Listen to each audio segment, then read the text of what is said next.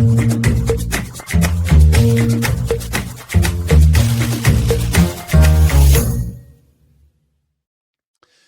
everyone, and welcome back to Why We Do It, the stories behind the stories in amateur sports, and to this particular special Eejitonabike series.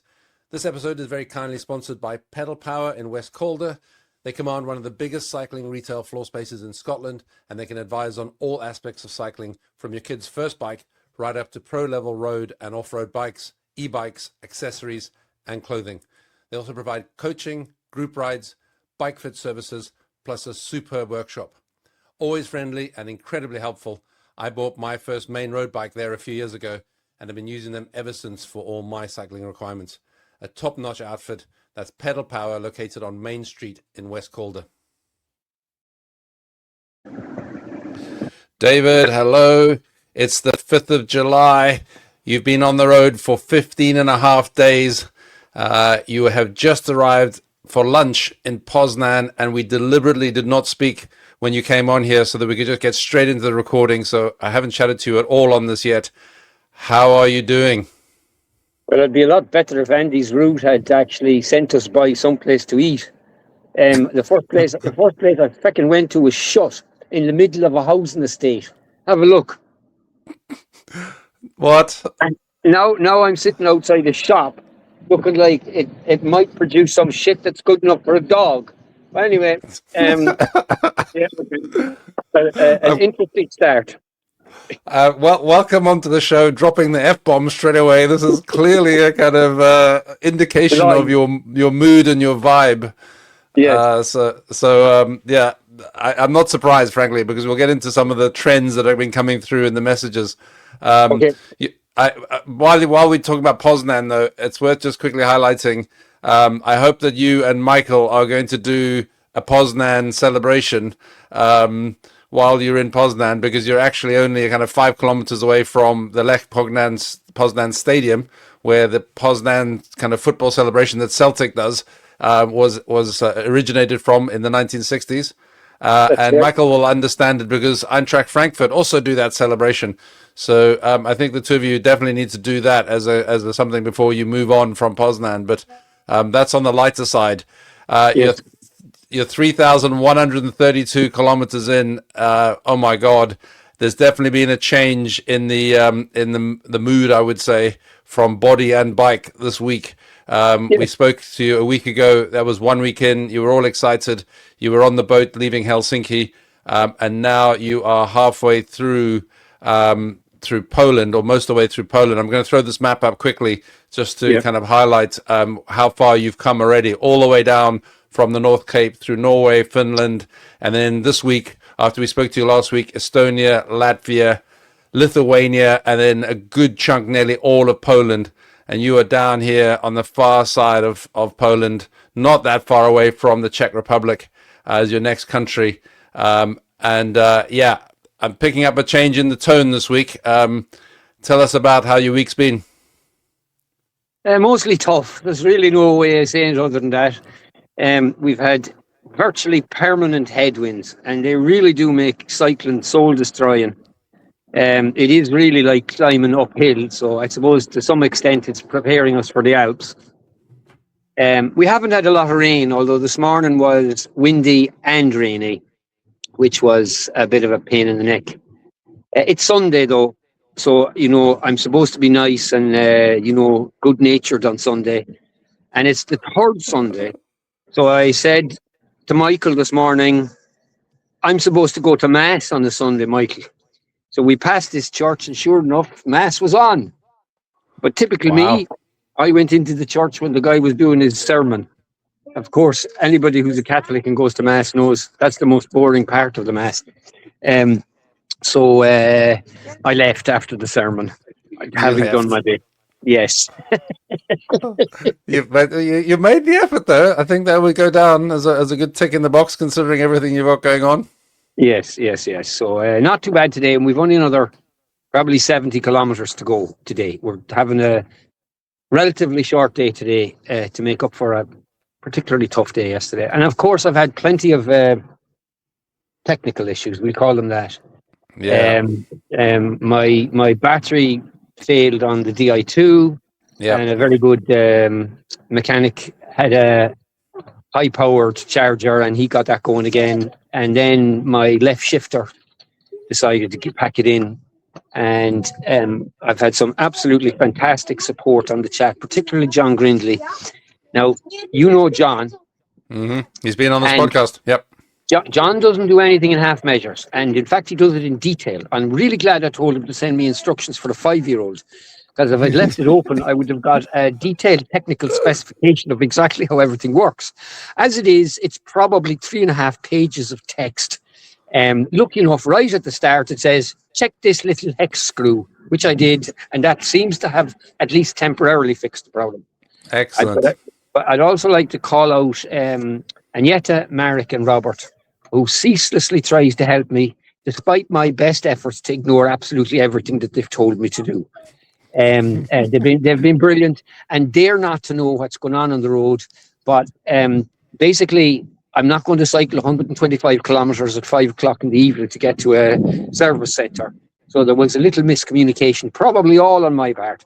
But hopefully we get to Glogov tomorrow by 8 or 9 or 10 o'clock. And there's apparently a Shimano service centre there, so I can get them to tidy everything up for me tomorrow. Excellent. That's good news. This is the Polish gravel group. I was very excited about the Polish gravel group on Facebook. There's another story to be told about the Polish gravel group, because Agneta, who's now, as I understand it, a lifelong member of the Polish gravel group, despite never having cycled on Polish, Agneta went out of her way.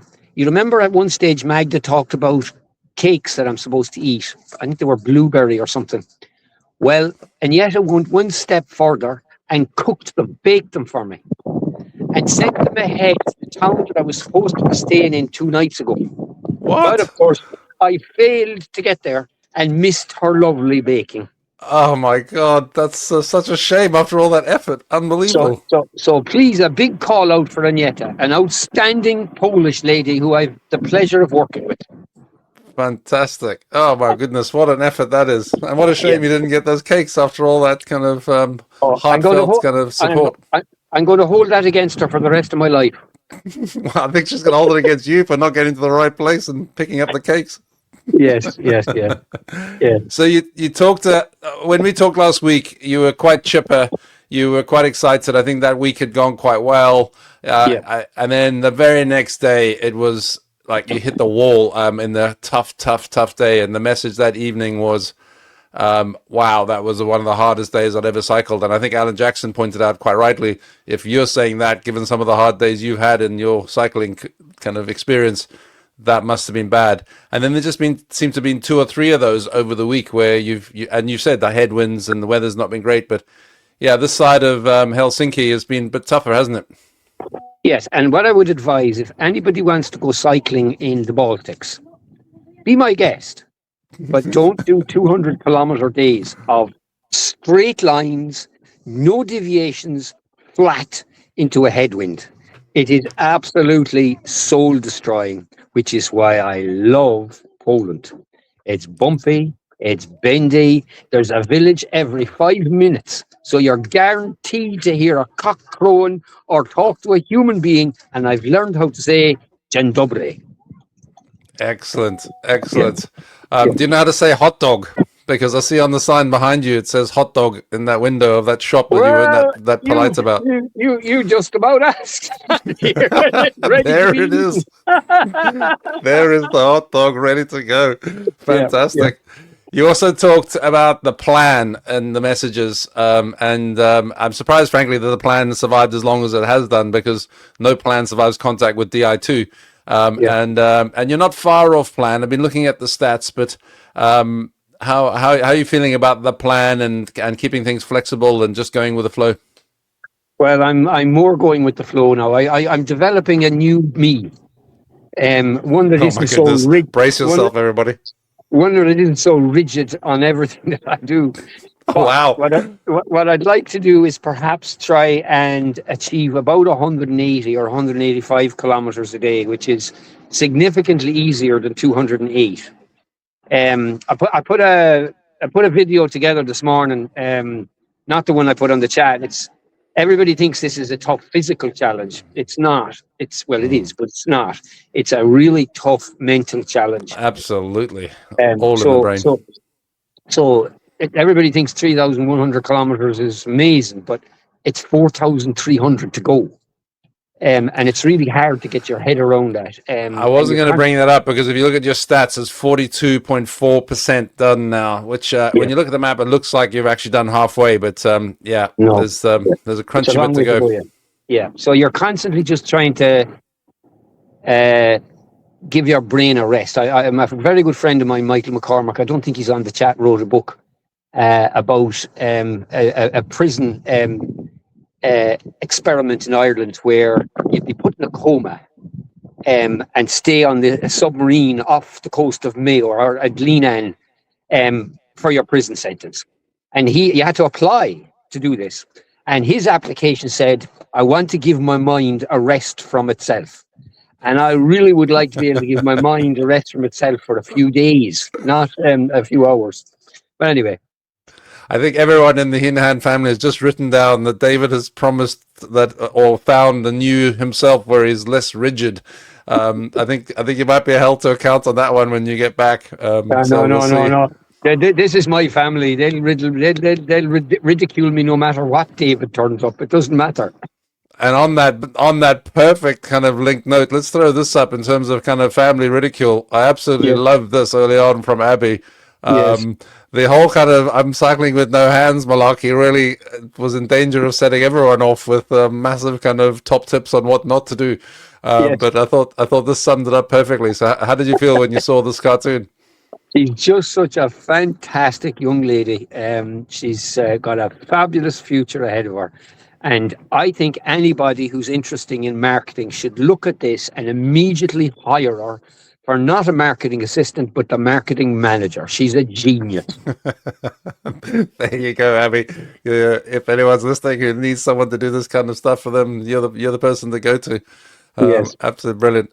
And then this morning you did a very poignant, I thought, message about in a video that you uploaded about the donations and the importance of the donations and why you're doing it from a fundraising point of view. So let's talk about that for a second. I thought that was spot on. Yeah. So the page, the donations page says the target is 30, but the target's actually 60. And the only reason it's not at 60 is because it's very demoralizing for everybody if you're still miles off the target. What I know now is that with the commitments that I have, there's probably 34 or 35 grand committed. But that's just a half job. And whatever about my targets and how I fail at them, I don't do half jobs. And so I'm committing to go all the way to Tarifa, but I need some generous benefactors to come in and throw a whole load more money into this. I'm probably talking a little bit out of class, but you'll remember Tom Gilhooly, he of the I don't know you, but that's a load of comment earlier on. Yeah, I do remember that week one, yeah.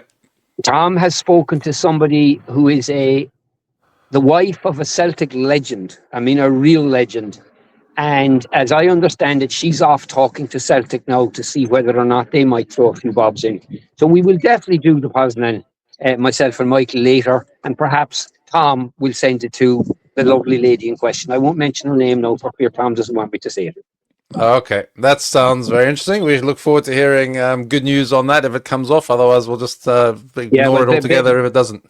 Bear in mind it is Celtic, and everything you hear about Celtic is they have an interest in this person, they have an interest in that person, they might buy this person, they might do this. You wait a long time for Celtic to do anything, so I wouldn't hold your breath, but hopefully. Yeah, let's not be rude about someone who's about to kind of potentially sponsor you. I might have to edit that out. Celtic's a lovely club, and that's coming from me, which is saying something. Yes. Okay. I still haven't got over the last game of the season. So, yeah, that's saying something from my point of view. Yeah. David, it's fantastic to talk to you. We don't want to keep you up from your hot dog, which must be shouting at you. The good news, I think, is that you seem really chipper. You've got that kind of Daihi Hinahan kind of feistiness, which is great. Your morale is obviously in the right place despite that mental and physical fatigue and the strains on the bike as well. So yeah. I'm really uplifted by your demeanor and your kind of and your whole kind of way you're presenting yourself here. It's very encouraging. Don't worry, Jim. I'll give you a different side completely the next time.